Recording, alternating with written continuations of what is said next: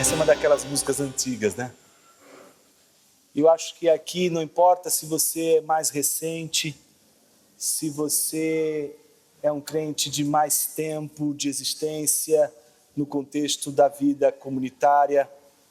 É tão interessante como uma canção, como um hino, faz parte da história, não apenas do cancioneiro de uma igreja, mas faz parte das nossas próprias histórias. Eu me encanto com a maneira como as histórias elas se entrelaçam.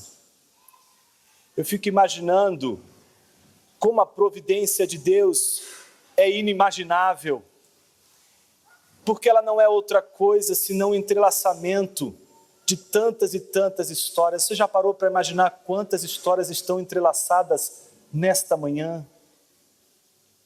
Quantas vidas, quantas pessoas que jamais se cruzariam na vida, que jamais nutririam qualquer espécie de comunhão por serem tão diferentes, por habitarem mundos tão diferentes. Elas estão aqui entrecruzadas com as suas histórias todas diferentes, com seus altos e baixos, e todas tão peculiares, mas todas inevitavelmente presas no madeiro. São as linhas que vão e saem do madeiro. Toda a história da providência tem um centro. A cruz de Jesus não é apenas o centro cronológico de um ocidente inteiro. A cruz de Cristo Jesus é o centro da eternidade. É a eternidade fazendo o mundo e o que não é mundo olhar para a única coisa que realmente importa. Um Deus se humilhando para salvar seu povo. Se existe o clímax da história da salvação, a qual todas as nossas histórias peculiares se entrelaçam, é a história de um grandioso Deus que deu seu único filho, que também sendo Deus, não julgou por usurpação ser igual a Deus, antes a si mesmo se esvazia, e na forma de homem, mas também na morfé, na forma de servo, serve aos homens como homem e não como Deus. Serve a Deus, não como Deus, mas como homem. E assim fez, servindo homens e a Deus, com todo o coração, com toda a sua alma, com toda a sua força, com todo o seu entendimento.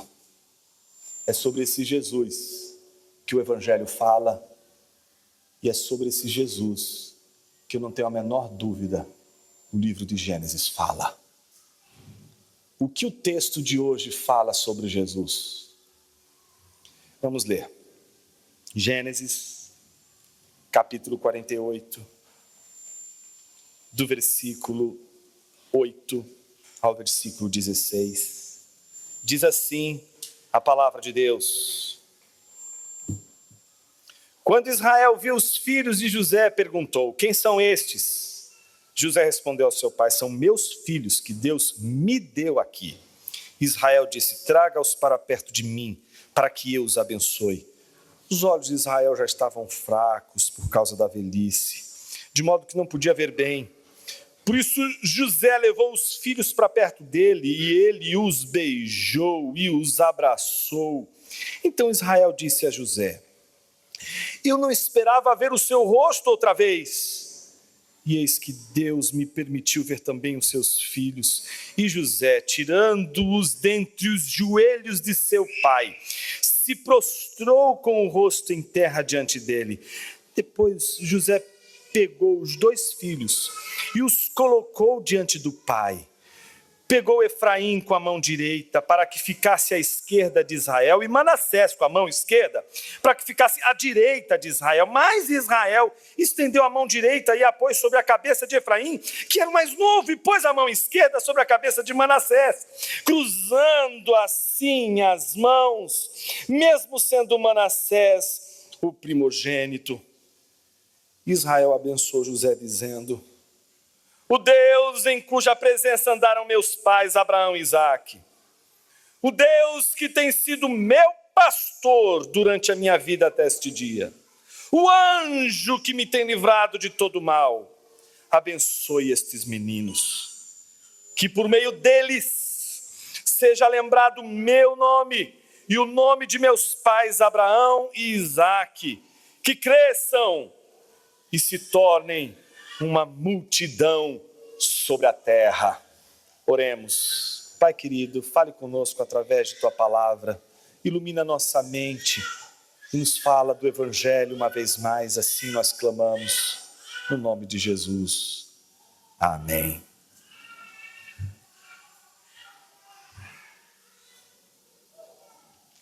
O texto que nós acabamos de ler está dividido em duas partes.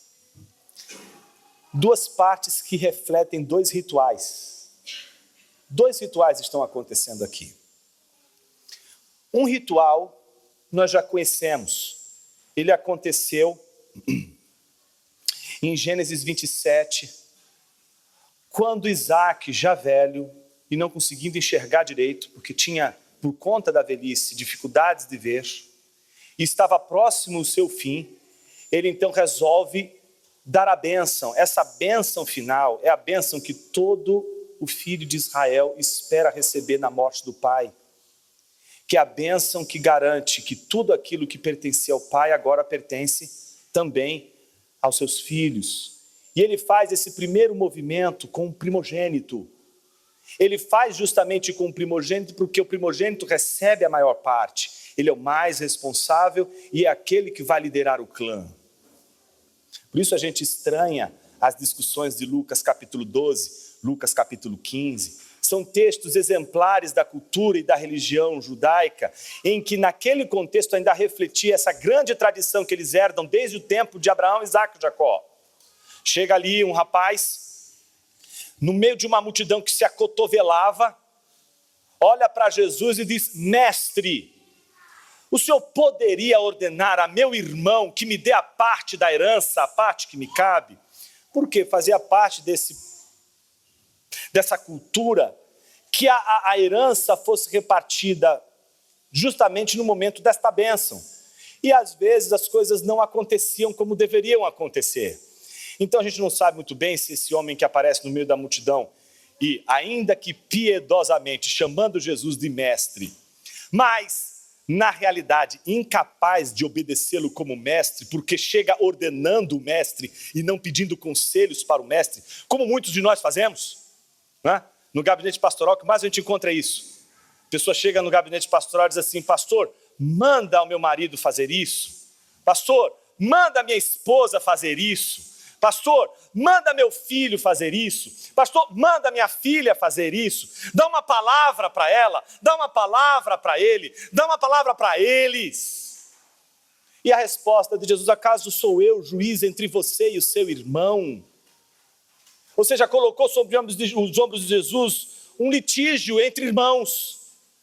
A gente não sabe muito bem se esse rapaz que a gente não sabe o nome, mas que chama Jesus de mestre, como muitas de nossas orações, que começam dizendo o Senhor, mas dando ordens para Jesus, dando ordens para Deus.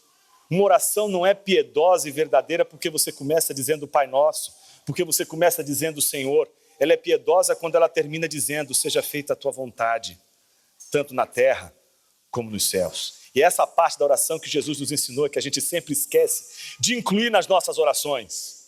Mas enfim, este rapaz que chega até Jesus com um litígio para Jesus resolver, é um rapaz que a gente não sabe se ele era o mais novo, e diz assim: meu irmão não me deu a parte que me cabia, está faltando me dar mais. A gente não sabe se é o mais velho, que diz assim: o irmão mais novo foi e me surrupiou, passou a perna. E por que isso acontece?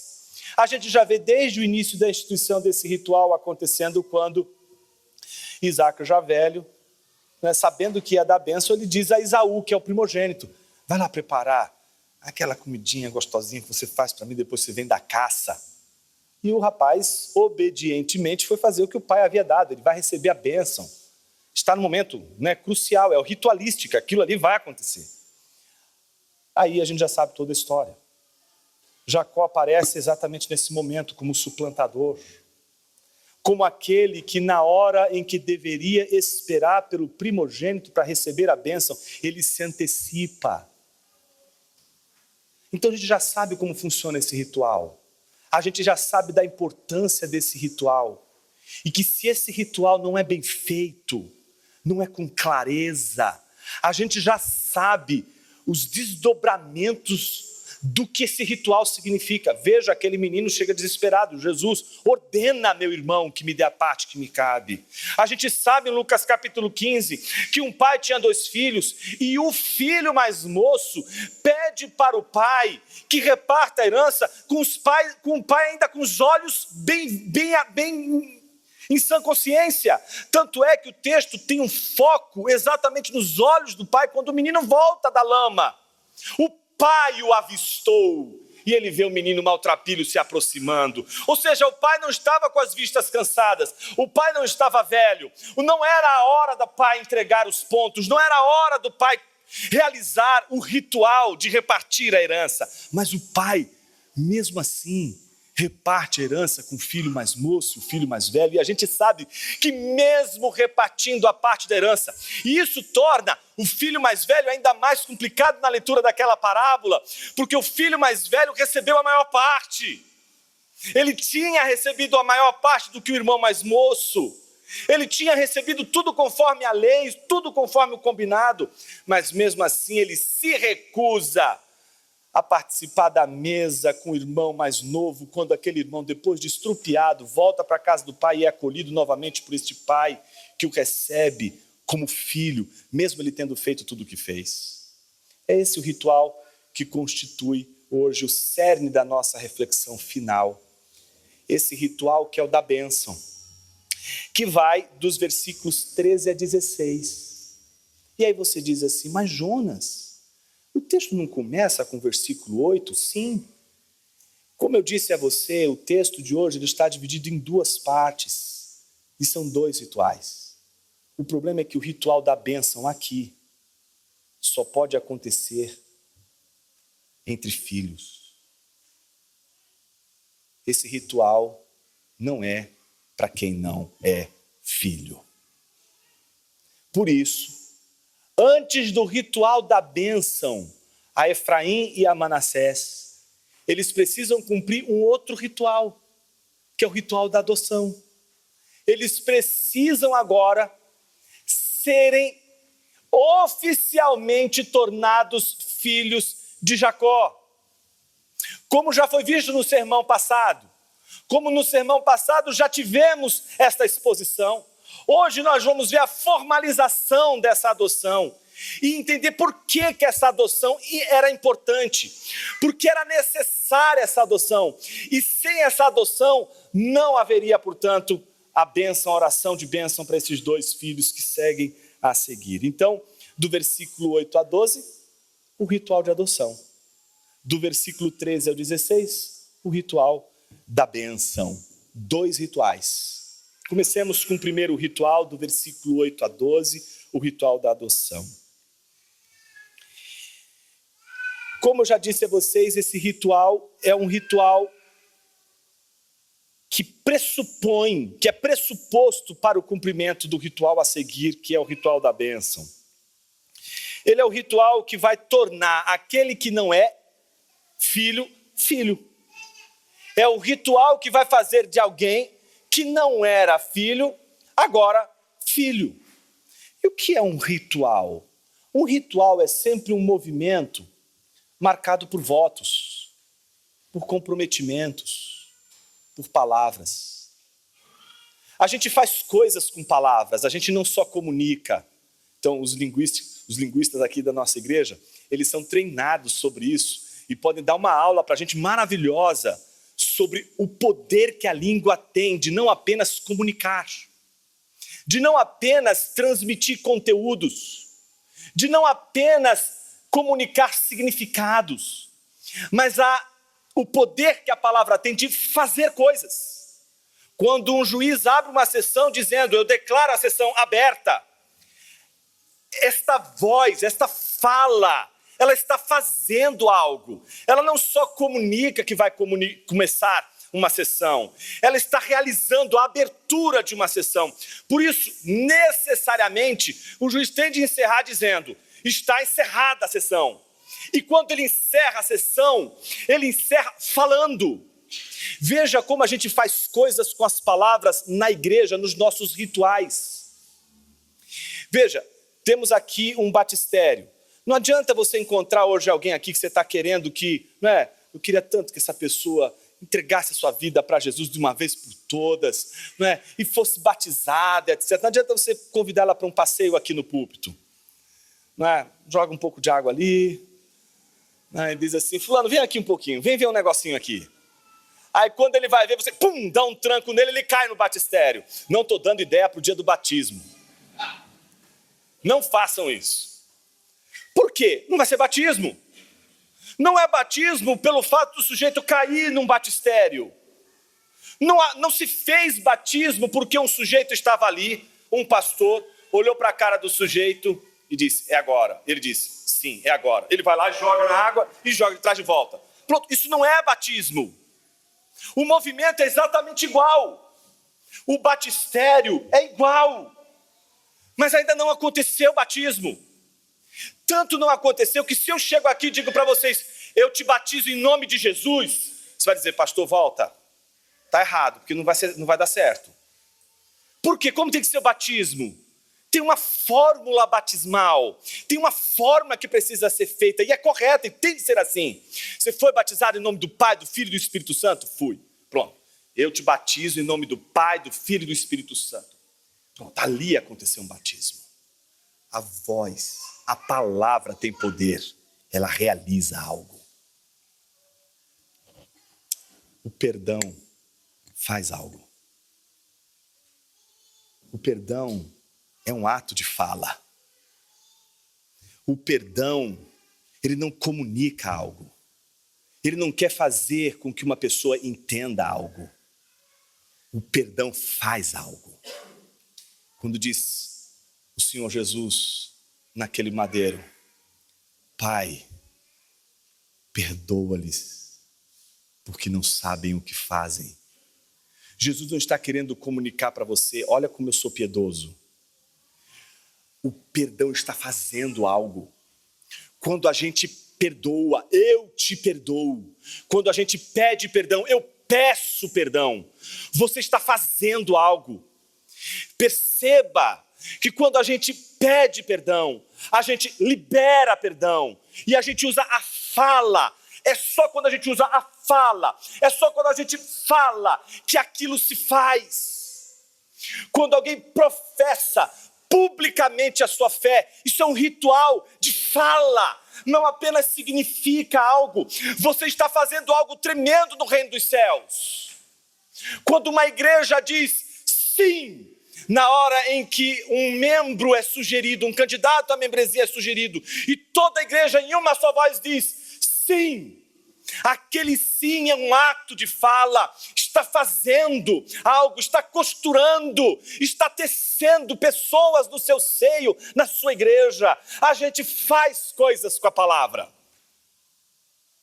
Por isso, quando um pai diz: eu te abençoo, meu filho, isso tem um significado teológico abissal. Honrar o pai e a mãe tem um significado abissal.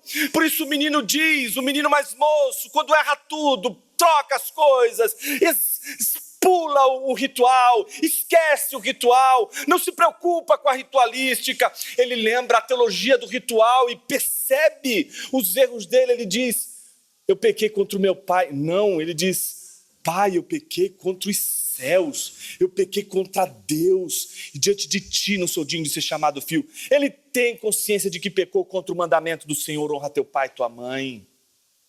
E por isso ele precisa: vou contrariar meu pai, perdão pedirei. Pai, pequei contra os céus, e diante de ti não sou digno de ser chamado filho. Trata-me como um dos seus trabalhadores. A fala, ela faz, ela cria, ela também gera universos. E é isso que está acontecendo aqui. Não é só um jogo de palavras, Não são palavras que estão comunicando simplesmente sentidos. Jacó e José estão fazendo coisas com a palavra. E esse primeiro bloco de versículos, que vai do 8 ao 12, refletem o que eles estão fazendo com a palavra. Primeiro, o que nós estamos vendo?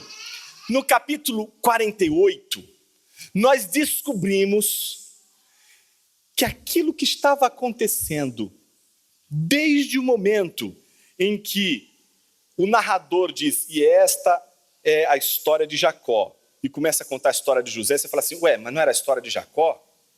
E aí vem só a história de José?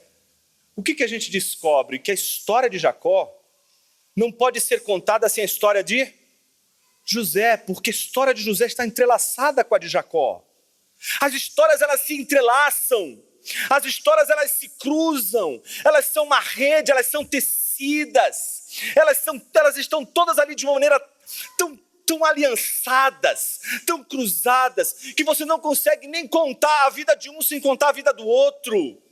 E assim é o povo de Deus. Nossas histórias estão entrecruzadas de uma tal maneira que eu não posso contar a minha história para você sem contar a história de Jesus. Se você quer saber quem eu sou, você nunca vai saber quem eu sou se eu te contar só a minha história. Eu não consigo nem sequer contar a minha história, a história da minha vida particular, da minha vida enquanto indivíduo neste mundo, se eu não perceber o atrelamento da minha história, a história da redenção, a história de Jesus. Por isso, eu quando conto minha história, inevitavelmente eu conto a história de Jesus, e não tem como contar uma coisa sem a outra. Elas estão entrelaçadas, e para o narrador contar a história de Jacó, ele também não consegue contar a história de Jacó sem contar a história de José. E por isso, se alguém quer saber quem eu sou, eu não conto só a história da minha relação com Jesus, eu conto a história da minha relação com a minha igreja. Eu sou eu e Jesus, eu e minha igreja. Tudo que sou é eu e meu Jesus, eu e minha igreja. Minha história está entrelaçada à história de Jesus, está entrelaçada à história da minha igreja. É isso que tece as nossas histórias. Por isso que contar a sua história acaba sendo contar a história de outro, e a história de um outro, e a história de um outro, e todas elas ligadas a uma única história que atravessa todas, que é a história de Jesus. Jacó não consegue contar a sua história sem contar a de José. Você não vai contar a sua história sem contar também a história de Jesus. E agora, quando o narrador quer contar a história de novo, mostrar que a história é de Jacó, ele volta para mostrar justamente que a história de José não é a história de uma vingança. Porque se você separa a história de José da história de Jacó, é uma bela de uma novela. É a história de uma vingança que tinha tudo para dar certo e que no final das contas o perdão venceu e se fez perdão pela palavra. Mas o que nós vemos é que a história de José não é a história da vingança, é a história da providência. É a história de como Deus conduz todas as coisas para o fim a qual Ele determinou. Então, o que está acontecendo aqui agora é exatamente a história voltando novamente para Jacó, para mostrar que não se mudou o tema permaneceu. Tudo está conectado, tudo está ligado. Então voltar agora para Jacó não é abrir um novo tema, não é abrir um novo conceito, uma nova ideia, é continuar a mesma história. Esse ritual era um ritual em que não apenas aquele que vai adotar o filho tem de dizer eu quero adotá-lo e fazer dele pela voz o seu filho, mas os filhos, não importa as idades, aqui a gente vê meninos, cuidado, os meninos aqui têm 27 anos, 26 anos, parecido com os nossos meninos de 35 anos nos nossos dias.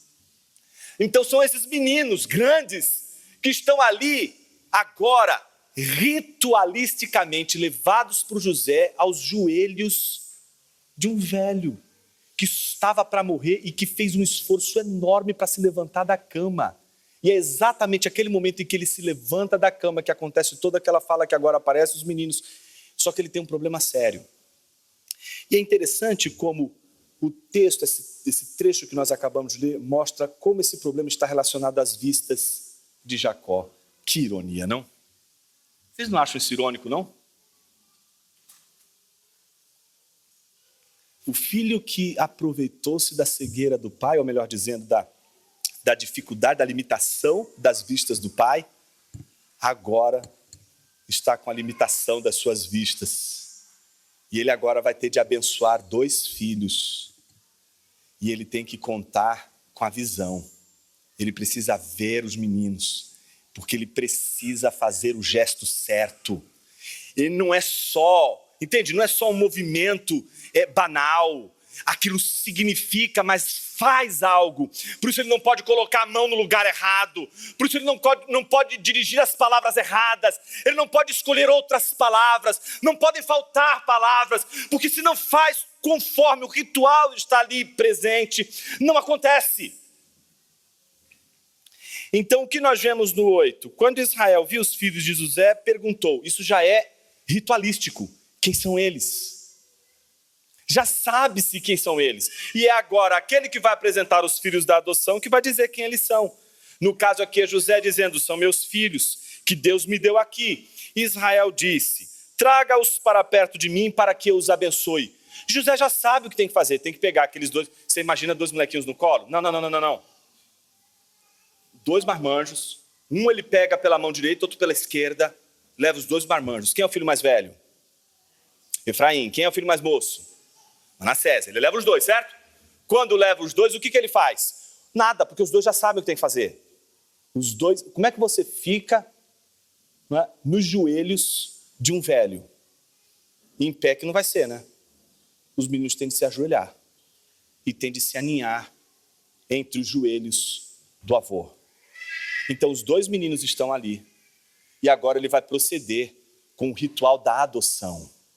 Nesse ritual da adoção, observe que o texto diz, mais uma vez, sobre os olhos de Israel.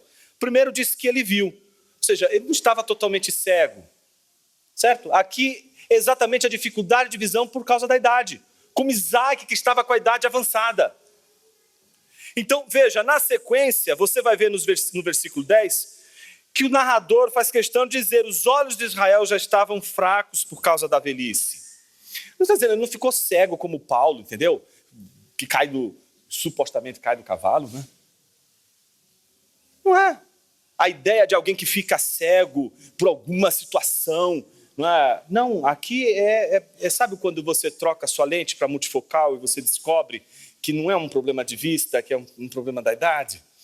E que aí você diz, você vai no oculista, não estou conseguindo enxergar direitinho. Aí o oftalmologista diz assim, mas quantos anos você tem? Eu tenho 40. Não, esse é o seu problema. Como assim? Esse é o meu problema. Você está velho. Como assim? Está envelhecendo? Isso mesmo. Daqui para frente, multifocal. Usa 2 óculos ou um só. Aí você percebe a exploração dos velhinhos nessa hora. Que aí você vê quanto custa o multifocal, você vê o que acontece. Aí você começa a perceber a farmácia, você começa a perceber o mundo real. Não é como funciona. Bom, mas isso é para um outro sermão. Para esse sermão, basta a gente saber que a velhice vem carregada da fraqueza da visão.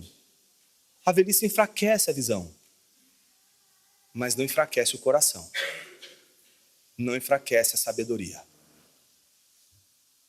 Veja o que acontece nesse texto. Os olhos de Israel já estavam fracos por causa da velhice, de modo que não podiam ver bem. Por isso, José levou os filhos para perto dele e os beijou e os abraçou. Então, o que ele faz? Quando os meninos dobram os joelhos, ele abraça, beija os 2 meninos e, com isso, está formalizando a adoção.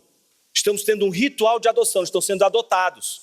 Aqueles que antes eram filhos de José, agora, de fato e de direito, são filhos de Jacó. E é interessante, por essa razão o nome de José não aparece entre as 12 tribos, mas aparece dos seus 2 filhos, Efraim e Manassés. Agora, veja, por isso José levou os filhos para perto dele e ele os beijou e os abraçou. Perceba, José sabe que o pai está com problema nas vistas, tá certo? E quem aqui cuida de idosos que têm problemas nas vistas, sabe que você tem que tomar um cuidado enorme, porque pode assinar documentos errados, pode fazer coisas que não deveriam fazer, porque o problema é um problema nas vistas. Enxerga, mas não enxerga o suficiente para ser blindado de suplantadores, de gente que pode se aproveitar dessa limitação para dali fazer alguma coisa. E ele muito bem sabe disso, né? Jacó já sabe disso, né? Sabe que as pessoas que têm problema de visão podem ser facilmente ludibriadas. Mas José também sabe disso. José sabe que seu pai está com as vistas fracas. Sabe que ele está com as vistas comprometidas. Então o que a gente vê nos versículos 11 e 12? Apenas a confirmação desse ritual. Então Israel disse a José: eu não esperava ver o seu rosto outra vez. E eis que Deus me permitiu ver também os seus filhos. Que coisa bonita, não? Veja esse movimento no texto. Israel viu os filhos de José, Manassés e Efraim, de longe, mas não conseguia vê-los nitidamente. Por quê? Segundo, ele viu, mas não viu bem. Terceiro, Israel não esperava nem ver José. Mas não só ele viu José, como viu José e seus filhos. Não tem como você olhar para esse texto e não lembrar daquela lindíssima passagem bíblica que diz que nem olhos viram, nem ouvidos ouviram, nem jamais penetrou em coração humano o que Deus tem preparado para aqueles que o amam, o buscam, o reverenciam, o obedecem. Às vezes, a gente não consegue imaginar o grande desfecho das linhas divinas da nossa história. Às vezes você vai olhar para a sua história até hoje e vai achar que a sua história ela é terrível. Assim, puxa, Deus poderia ter me dado um papel melhor. Ele me deu um papel horroroso. E nessa história da redenção, o meu fim, olha, eu preferia ter o fim, sei lá, shakespeariano do Iago, o fim shakespeariano, sei lá, de Romeu e Julieta, o filme, sei lá, pega um final desses qualquer aí, trágico, que pelo menos teria a glória, a beleza do trágico. Mas não. Deus me deu uma vida corriqueira, simples, debaixo do sol, e eu não consigo ver nada de extraordinário na minha vida. Eu vejo todas as pessoas ao meu lado realizando coisas extraordinárias, coisas incríveis, maravilhosas, e eu querendo contar uma história para o meu pai, para minha mãe, para minha família, para dizer para eles: eu não fui um fracasso, tudo que eu fiz bem feito, eu fui um sucesso.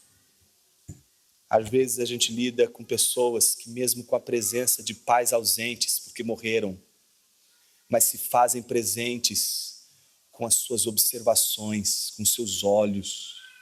Parece que eles estão nos enxergando e esperando. E aí? Quando é que você vai dar certo nessa vida? Esses pais não existem.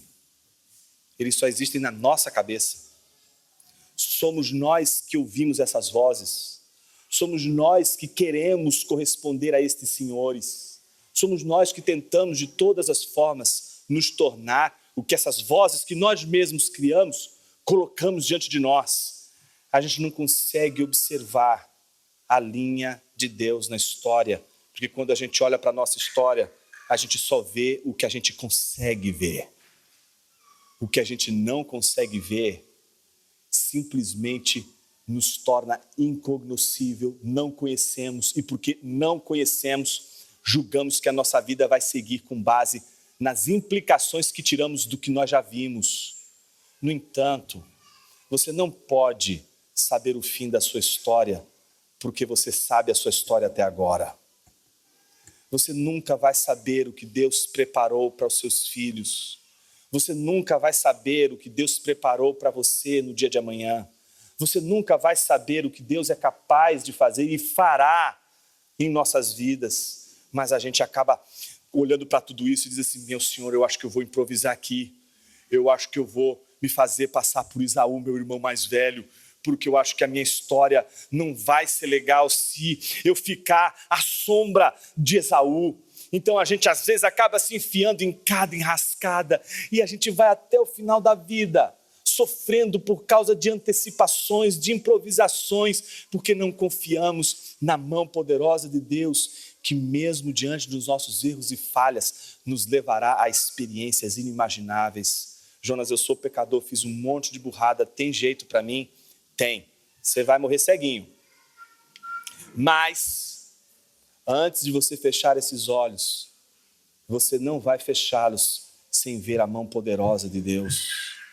Nenhum crente passa deste mundo para o outro sem, no seu coração, perceber a glória da manifestação, da graça divina sobre sua vida. Todos os grandes homens que eu tive a oportunidade de verem passar desta vida para outra, o que eu tiro de mais importante no ensino destes homens é a maneira como eles morreram. E eles não morreram de uma maneira murmuradora, não morreram de uma maneira reclamatória, eles morreram, mesmo não realizando tudo aquilo que eles queriam realizar, morreram gratos por tudo aquilo que Deus fez e eram capazes de morrer, sabendo os seus últimos dias, agradecendo a Deus pelos últimos dias, mesmo aqueles que estão perto, como aqueles que estão longe. Eu quero encorajar você a ler as últimas palavras do Tim Keller antes dele passar dessa vida para outra. Leia o depoimento dele, leia o depoimento de pessoas crentes que viveram a vida em obediência ao Senhor, como eles passam dessa vida para outra. É interessante como Jacó está passando dessa vida para outra. Em primeiro lugar, consciente da missão, consciente da promessa, consciente da aliança, consciente de um dever que ainda tem de ser cumprido. E ele cumpre o dever. Ele chama 2 meninos para fazer desses meninos seus filhos. Sabe que estes 2 meninos vão compor exatamente a grande descendência que Deus fará através de Abraão, Isaque e Jacó. Obedece a Deus e se alegra por ver a mão de Deus fazer mais do que ele esperava. Ver não apenas o seu filho que achava que estava morto, mas que agora está vivo, como aquele pai que achava que nunca mais veria o filho que se perdeu vivo, mas não somente vê vivo, mas celebra uma festa e convida o mais velho para que participe dessa festa desse filho, que ele achava que nunca mais veria, mas viu, e não só viu, como fez uma festa para ele. Assim, Jacó também se alegra com a presença de José. Como se faz o desfecho? Com José, versículo 12, tirando os meninos dos joelhos de seu pai. E aí ele faz o último ritual da adoção, que é aquele que vai entregar os filhos, ele dobra os joelhos e se prostra diante daquele que adota. E ali pronto, foi feita a adoção. Jacó agora é pai de Manassés e Efraim. Com isso a gente tem a possibilidade de fazer a bênção.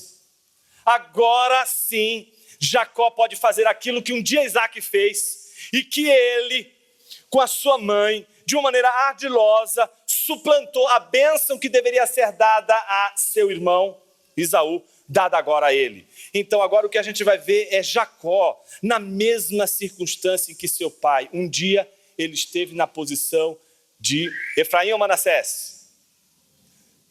De Manassés. E um dia, como este, que agora estamos estudando no texto, ele está no lugar de seu próprio pai. Lugar daquele que vai abençoar os seus filhos. Então, como a gente vê o desfecho disso? Versículo 13. Depois, José pegou os 2 filhos e os colocou diante do pai. Então, depois que ele sai, ele dobrou os joelhos, fechou o ritual da adoção, agora sim os filhos são de Jacó. O que José faz? Pega os 2 meninos e colocam de frente de novo. Agora é um outro ritual. É o ritual da bênção. José então tira os meninos, coloca os meninos agora de volta, só que diante do pai. Perceba o movimento. Ele pega Efraim com a mão direita e coloca ele em que lado de Jacó? À esquerda. Quando ele faz isso, o que ele está sinalizando? Que esse é o mais velho ou o mais novo? Mais novo. Isso significa que ele tem que ser abençoado depois. Então ele coloca ele na esquerda. E quando ele pega Manassés, ele pega com a mão esquerda, para que ele fique à direita de Israel. E quando ele fica à direita, por que ele fica à direita? Porque a mão direita é a mão do governo, é a mão da realeza, é a mão do rei. É a mão do governo, é a mão daquele que vai governar, daquele que vai liderar, daquele que vai dirigir. Então, o que ele faz? Coloca ele justamente à direita. Então, o que José está fazendo? O ritual. Ele está seguindo exatamente como manda o ritual. E como diz o ritual? O mais velho, o primogênito, recebe a bênção primeiro. E depois o mais moço. Isso tem implicações? Tem. Mas é assim, um ritual é assim que se faz. Então ele coloca tudo direitinho, faz tudo direitinho. Coloca ali na frente de Jacó exatamente os dois meninos, Efraim e Manassés. E aí acontece algo extraordinário. Veja o que acontece. Mas Israel estendeu a mão direita e a pôs sob a cabeça. Olha só. E a pôs sobre a cabeça. Desculpa. Mas Israel estendeu a mão direita e a pôs sobre a cabeça de Efraim, que era o mais novo, e pôs a mão esquerda sobre a cabeça de Manassés, cruzando assim as mãos, mesmo sendo Manassés o primogênito. Bom, deixa eu reconstruir isso aqui para que faça sentido para você. Imagina que na hora que chega José, ele coloca os dois meninos, né? Não posicionou, é um velhinho, gente.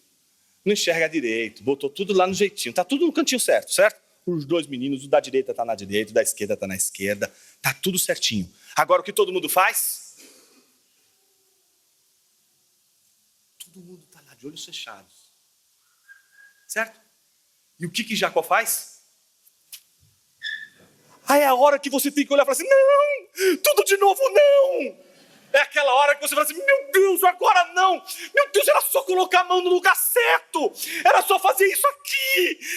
Era um gesto tão simples. Era só pegar e fazer assim, ó, abençoa os moleques, vai embora. Acabou a história, não tem mais problema. Acabou, chegamos no fim e acabou. Não, o velhinho vai e cruza a mão. E aí você fica olhando e diz assim, mas meu Deus, Jacó erra no fim, erra no final também, meu Deus, vai começar tudo de novo. É aquela hora que você fica desesperado, né? Você está lendo e você está vendo assim, meu, será que ninguém notou? Será que ninguém percebeu? E aí começa o versículo 15 e ele já começa com a mão trocada. O velhinho não estava vendo, era vendo e muito.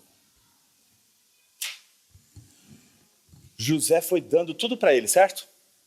Deu as coordenadas, fez tudo direitinho. Mas Jacó sabe quem tem de ser abençoado. E o que ele vai fazer? Ele não vai mudar os meninos de lugar. Ele vai simplesmente cruzar as mãos. Porque ele sabe que é essa mão, a mão direita, que vai abençoar exatamente aquele que tem de ser abençoado como primogênito. E o outro com a bênção, não é? Posterior, e quem ele vai tornar abençoado pela bênção da primogenitura não é o mais velho, é o mais moço. Então, perceba, que complicado, não? É a história do povo de Deus. Parece que é um povo sempre em tensão, os mais velhos e os mais novos. Observe como a igreja fica brigando entre os mais velhos, a geração antiga e a geração mais nova. É uma tontice, gente. A gente vive fazendo isso. Entende? E é tão interessante porque você mesmo vai se vendo na história. Um dia a gente é jovenzinho na igreja e a gente está querendo mudar tudo na igreja.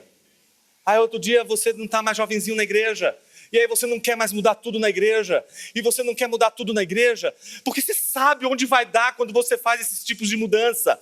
Quando você opera algumas mudanças e faz essas coisas revolucionárias e incríveis, etc. Você sabe como termina aquilo porque essa foi a sua história. Então você vira o jogo. E aí você fala, não, agora nós não podemos mudar e etc. E aí vem os mais novos. E os mais novos vêm dizendo o quê? Não, tem que mudar tudo, não pode, tem que fazer isso, tem que fazer aquilo, tem que mudar aquilo outro, tem que mudar mais aquilo outro. E aí ficam os mais velhos, que um dia foram mais novos e que um dia também lutaram contra os mais velhos, agora são mais velhos e ninguém entende seus pais. Vou tomar uma água.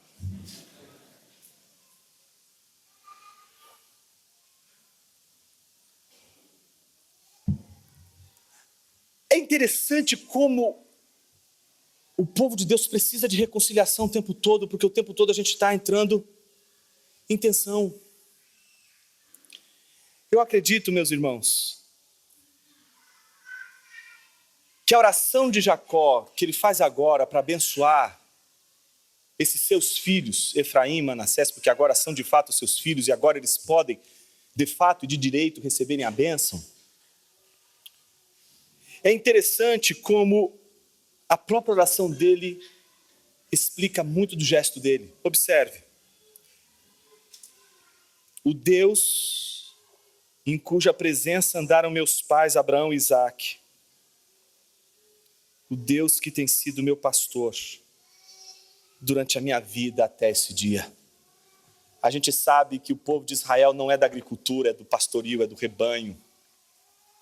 E a oração de Jacó é muito significativa. Ele é um homem que fez muitas besteiras ao longo da vida. Mas ele sabe que o Senhor o pastoreou por toda a sua vida. Talvez você esteja hoje aqui como alguém que consegue contar, não as bênçãos, como diz o hino, mas as maldições da sua vida.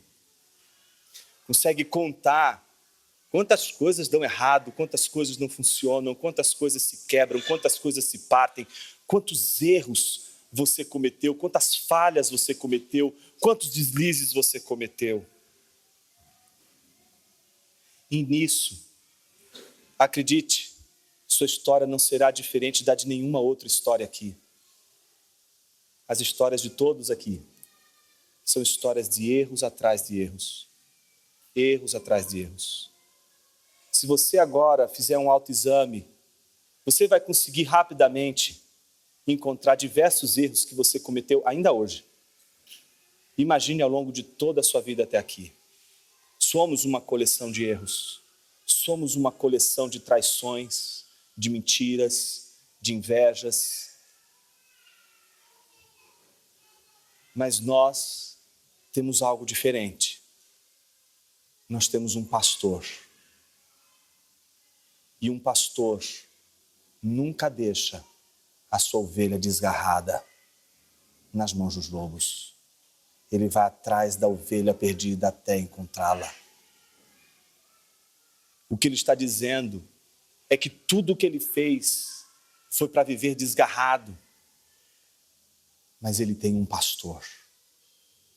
E um pastor como o Senhor nunca nos deixará desgarrados. Por isso eu queria que nesta manhã de meditação você pudesse olhar para os teus erros e ver o quanto destes erros Deus está pastoreando. Ah, Jonas, eu acho que eu tenho um erro que eu cometo há tantas épocas. Eu vivo cometendo os mesmos erros. Pode ter certeza. Se você olhar para eles, você vai ver Deus o tempo todo te pastoreando neles. O tempo todo Deus está usando esses erros para tratar o seu caráter, para mudar você. Você é duro. É duro. Não é uma massinha de modelar, não. Tem que usar, sabe, marreta para tirar ali os desgastes, aquelas grosserias. E, sabe, é muita grosseria. Não vira um diamante da noite para o dia, não. Vai... Primeiro é aquela coisa grotesca mesmo, rochosa. E todos os nossos erros, o Supremo Pastor está usando eles para tratar a nossa vida. Minha pergunta para você nessa manhã é: quantos desses erros você consegue perceber Deus mudando de fato o seu caráter e a sua vida? Não para que estes erros sejam apenas a confissão de alguém que se sente simplesmente perdido na sua história, mas a confissão de alguém que sabe que errou, mas ao mesmo tempo sabe quem é o seu pastor. Ele sabia que ele estava com um pastor supremo durante a vida dele até aquele momento. Em outras palavras, quando ele está cruzando as mãos, nós estamos assim. E Deus está assim. Você aprendeu a lição. Você sabe o que tem que ser feito agora. É isso que está acontecendo. E agora a gente vai entender o porquê. Veja, Ele diz, não só o meu pastor durante a minha vida até esse dia, mas o anjo que me tem livrado de todo mal, abençoe estes meninos. Aquele anjo que ele havia, sabe, trocado uma ideia lá naquela escadaria. Foi uma briga, sabe? Esse pastor, às vezes, ele desce, ele angeliza. Às vezes ele encarna. Às vezes aqui ele se manifesta como um anjo guerreiro. E eles lutam. E ele luta com Deus. E às vezes é essa a nossa história de erros. Estamos lutando contra Deus enquanto deveríamos lutar contra nós mesmos. Mas mesmo assim Deus entra numa batalha conosco. Deus não foge dessa luta conosco. E o que é curioso, este anjo que ele encontra é o anjo que ele vai lembrar exatamente nessa hora, o anjo que o derrotou, o anjo que o venceu, é o anjo que o livra de todo mal, é o anjo que abençoa estes meninos. Jonas, o que isso tudo significa? Você não acha curioso que desde Caim e Abel, o debate sobre o primeiro e o último é sempre um debate tenso? O último querendo ser o primeiro, e aí aquele que tentando ser o primeiro faz de tudo para se tornar o primeiro, não é? Porque não consegue entender uma das verdades mais extraordinárias que o primogênito dos mortos nos ensinou: que os últimos serão os primeiros, e que os primeiros serão os últimos, e que não há nisso absolutamente nada que nos preocupe a não ser a desobediência. É interessante como a relação de Deus com o seu povo é uma relação que vai trabalhar irmãos em intenção, querendo sempre ser o primeiro, querendo sempre lutar pelo primeiro lugar, querendo sempre ocupar esse lugar de primordial, esse lugar de primícia, esse lugar mais importante, esse lugar de atenção maior. A gente está sempre procurando, e a gente vai ensinando isso para os nossos filhos, a gente vai ensinando isso para as pessoas que estão à nossa volta. Você tem de ser o primeiro. E se eu dissesse para você que toda a história da redenção se resume à história de como o primogênito salva todos os seus irmãos?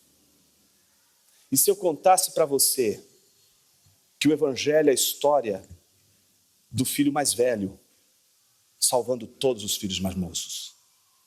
E se eu dissesse para você que a história do Evangelho é a história do único gerado do Pai, que era o primogênito dos mortos, que é o primeiro, mas que se torna homem e se faz servo para salvar todos os outros filhos de Deus, todos os adotados por Deus, todos aqueles que foram adotados por Ele, não por causa simplesmente de suas ações, mas sobretudo por causa da ação do primogênito, por causa da ação daquele que veio em primeiro lugar. E se a história do Evangelho é a história de como aquele que está em primeiro lugar e que deveria ser honrado como primeiro lugar, tem de ensinar como salvar, abrindo mão justamente de todas as prerrogativas da sua primogenitura. E se a história do Evangelho é a história de todo aquele que, tendo poder, abre mão do poder para salvar aquele que não tem poder, para salvar aquele que precisa de poder. E se eu disser para você que a história do Evangelho é a notícia de que Deus nos adotou e nos abençoou a partir do seu Filho, e que o ministério do Filho não é outro senão o de ser o primogênito crucificado no lugar dos filhos mais moços, no lugar dos filhos que pediram a herança do Pai, quando exatamente não era o momento de pedir a herança do Pai. E se a história do Evangelho for a história de um filho mais velho que dá a sua vida por filhos que não merecem ser salvos pelo sangue do filho mais velho,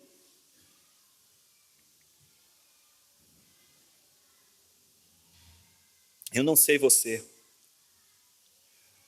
mas todas as vezes que eu olho para Jesus como o Filho de Deus, primogênito dos mortos, o único gerado do Pai, pendurado no madeiro, morrendo, sangrando naquela cruz, dando a sua vida para salvar pecadores como eu e você.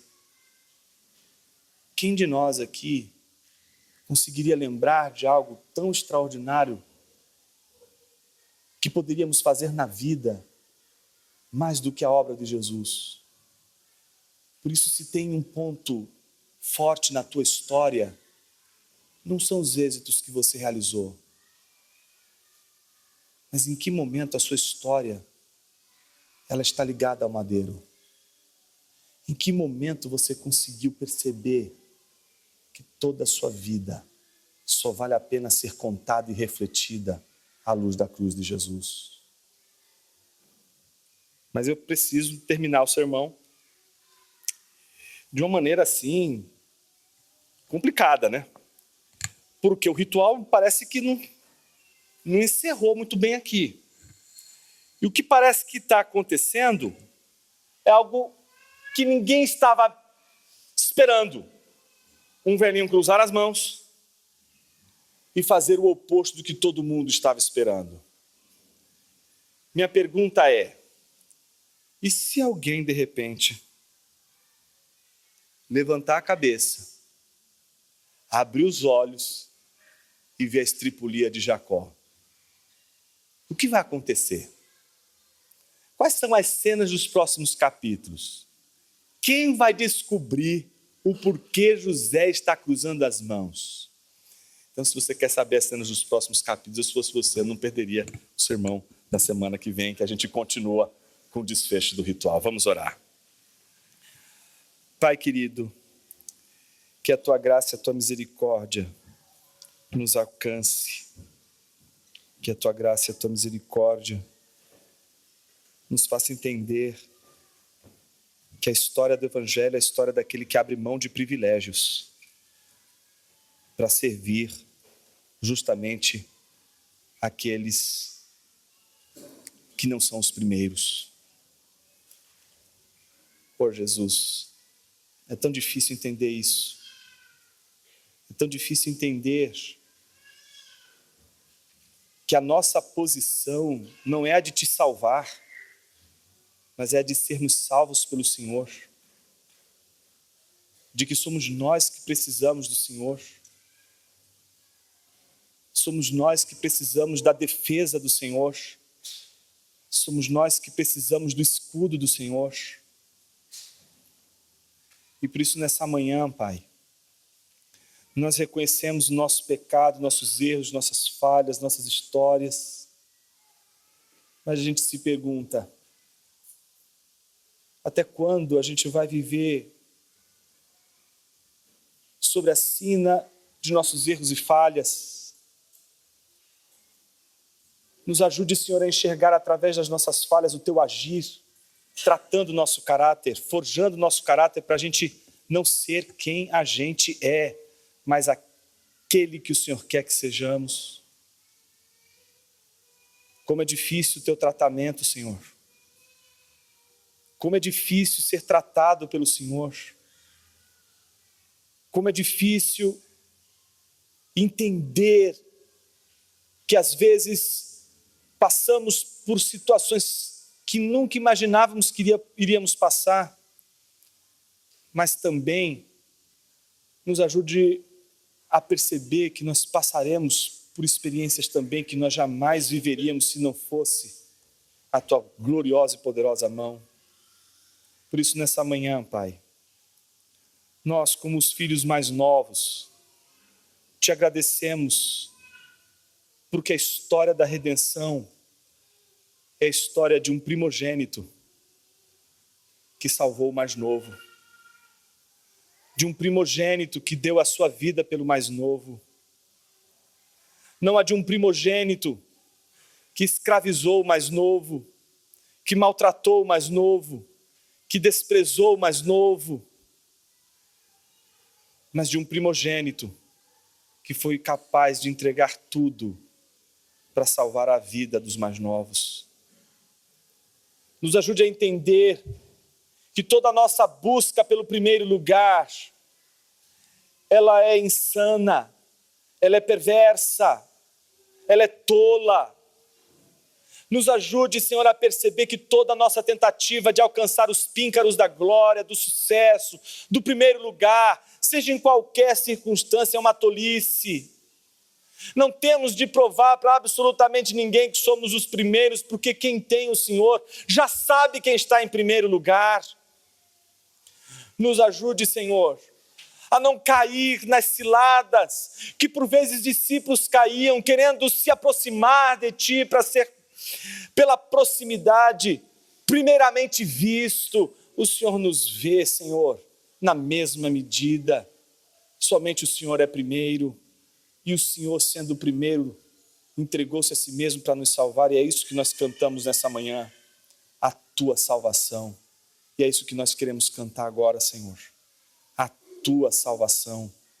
Obrigado, Supremo Pastor, porque o Senhor é quem pastoreia essa igreja, é o Senhor que pastoreia as nossas vidas errantes, é o Senhor que pastoreia, mesmo com as nossas feridas, mesmo com as nossas dores, mesmo com as nossas fraquezas, sem nos abandonar pelo meio do caminho, mas cuidando e nos fazendo desfrutar de um caminho que nos levará a pastos verdejantes, às calmas águas. Essa é a nossa oração nesta manhã, Senhor. Recebe todo o louvor, recebe toda a nossa adoração.